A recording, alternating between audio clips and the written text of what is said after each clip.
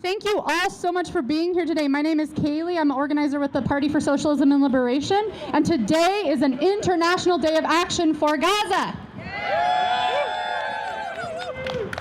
We are gathered today to protest 2 full years of genocide carried out by Israel and the United States government against the people of Gaza. Shane is right. In our thousands, in our millions, we are all Palestinians. Woo! Next, I want to introduce you to Bo Beaver, a Eugene community member and activist. Give it up for Bo. Okay. Since you guys are here, special thank you. I'm going to talk a little bit today about my cousin Wind, and Vets About Face are the reason that we got him home. So thank you so much to our Veterans for Peace people here today. Woo! Sorry if I'm shaky, I'm a little nervous. I feel as if every time we think we must have run out of words to say about this outpouring of suffering, a brand new horror leaves us with the responsibility to keep finding the words. I share with you mine. Against international law, the wishes of the world, and fundamental humanity, my cousin Wind was kidnapped by the IOF. Yay! He was one of nearly 500 others on the global Samud Flotilla. Traveling aboard the Oela, Winfield Beaver was what they titled a problem solver. He moved from ship to tackle structural issues. He worked as a mechanic and a carpenter in his day-to-day life, but he would tell you that despite his very varied life, he had no direction until he decided to get on that boat and sail to Gaza and help those people. It is my sincere hope for everyone here that you find something you're that convicted in and passionate about. But the thing that has kept me up at night, watching with the rest of the world on these various cameras and live streams as armed soldiers boarded civilian humanitarian boats in international waters, is knowing that we paid for those guns. I don't know if you've seen the footage, but guns were pointed in protesters' faces while their hands were up, and we paid for them. That money could have fed your neighbors, housed your neighbors, clothed your neighbors. It could have paid for our educations, and it went to guns. Wind was interviewed. If anybody would like the video, I can share it with you. You can come find me. He was asked what he would like to say to his family in the face of an uncertain future.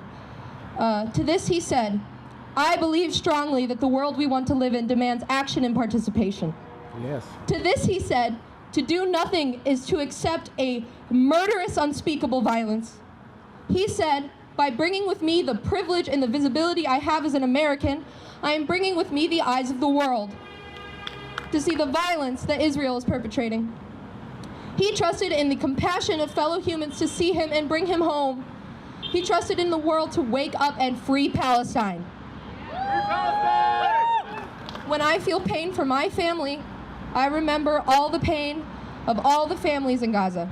The mass starvation, the cruelty, and the killing that is rampaging on for so long that I think this was the 38th attempt to reach Gaza in this way. When I feel that discomfort, the disconnect from what I want the world to be and what it has become, Wind's choice and the resilience of the Palestinian people calls me to speak and act. So I'll speak clearly. Israel's newest war crime will not discourage the world. Last week, 8 boats left Sicily, and a 9th is catching up to them as of a day ago. They say the interception is only encouraging them to sail faster. We will demand their safety, as well as the return of the passengers on the Samud Flotilla. We will keep sending ships until this genocidal siege is broken. And if the grammar's bad here, it's because I added it 15 minutes before I walked here. Because we got the news this morning that Wind is the sole American heading home on the ship from Turkey. He is the only American, despite the many other veterans and people in the 137 that have been deported early. Out of the nearly 500 that Israel kidnapped, that is not enough.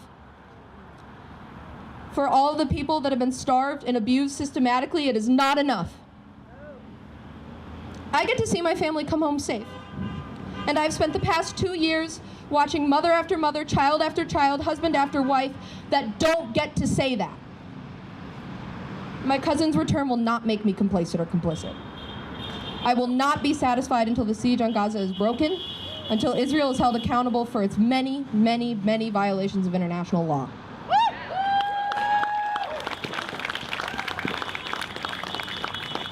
Tangibly, it took hundreds of phone calls from vets about face and my community to get him home. So please, call the embassy, call your representatives, get onto the websites where these people's names are and call their representatives. There are literally hundreds of phone calls to make. Make them. Do more than that. Be out here. Free Palestine. Thank you.